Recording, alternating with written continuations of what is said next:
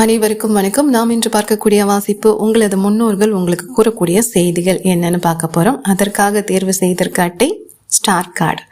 நான் எடுத்தது ஒரே ஒரு அட்டை, ஸ்டார் கார்டு மட்டும் தான் எடுத்தேன். ஆனால் இங்கே வந்திருக்கக்கூடிய ஆசீர்வாதங்கள் அப்படின்னு என்னால் கணிக்க முடிஞ்சது மொத்தம் 7 ஆசீர்வாதங்கள்.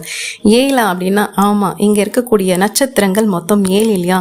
அதே போல் அவர்கள் உங்களுக்கு வழங்கக்கூடிய ஆசீர்வாதங்களாக என்னால் கணிக்க முடிந்ததும் 7 தான். உங்களது உடல், மனம், ஆன்மா, அன்பு, வேலை, சமூகம் மற்றும் ஆன்மீகம், இந்த 7 ஆசீர்வாதங்கள் இந்த அட்டையில் எனக்கு தெரியுது.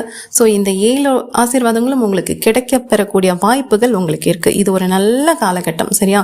இங்கே நட்சத்திரம் அப்படிங்கிறதே ஒரு தெய்வீக ஒளி பொருந்திய ஒரு குறியீடாக தான் எனக்கு தெரியுது.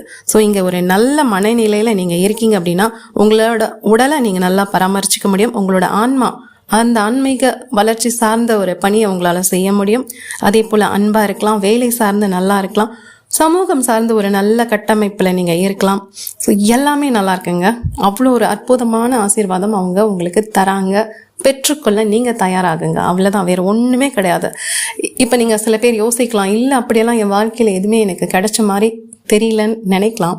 ஆனால் இந்த செய்தி நீங்கள் கேட்குறீங்கல்ல, இந்த 7 என்ற எண் உங்கள் கூட ஏதாவது தொடர்பு இருக்கான்னு பாருங்கள். 7ஆம் தேதி உங்களோட பிறந்த நாளில் வந்திருக்கா, இல்லை பிறந்த மாதத்தில் வந்திருக்கா?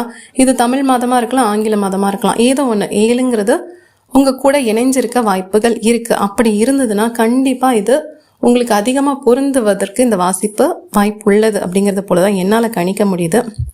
அப்படி இல்லை, இன்னும் நம்பிக்கை வரல அப்படின்னா, இன்று அமாவாசை தானே, உங்களோட முன்னோர்கள் உங்களுக்கு ரொம்ப பிடிச்சமானவங்க மறைஞ்சி போயிருப்பாங்க இல்லையா?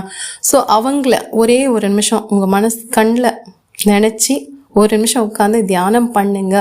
கண்டிப்பாக உங்கள் கண்கள்லேருந்து வரக்கூடிய அந்த ஒரு சொட்டு கண்ணீர் சொல்லும், இதெல்லாம் பெறுவதற்கு நீங்கள் முழுசாக தகுதியான நபர்கள்.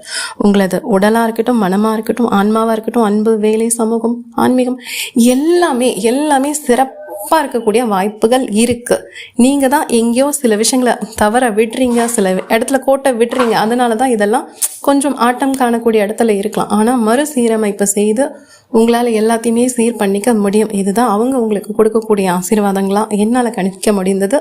ஸோ எது பொருந்ததுன்னு பார்த்துட்டு எடுத்துக்கோங்க. நன்றி.